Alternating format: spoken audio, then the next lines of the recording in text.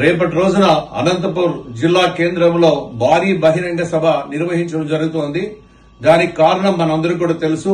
గత శాసనసభ ఎన్నికల ముందు సూపర్ 6 అనేటువంటి అంశాలని మేము అధికారంలోకి వస్తే ఇస్తామని హామీ ఇవ్వడం, ఆ హామీలన్నీ కూడా నెరవేరిన తర్వాత ఈరోజు బహిరంగ సభ ఏర్పాటు చేయడం జరుగుతా ఉంది.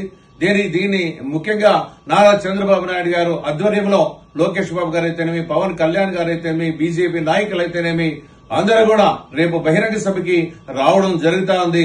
అదేవిధంగా అనంతపురం జిల్లా మీద ఉన్నటువంటి నమ్మకం, ఒక విశ్వాసంతో దాదాపుగా గత శాసనసభ ఎన్నికల్లో దాదాపుగా 14 అసెంబ్లీ సీట్లు అయితేనేమి, అదేవిధంగా 2 లోక్సభ సీట్లు కూడా గెలిపించడం జరిగింది. అందుకోసమే చంద్రబాబు నాయుడు గారు కూడా ఈ జిల్లా మీద ఎన్నో ఆశలు పెట్టుకున్నటువంటి సందర్భం.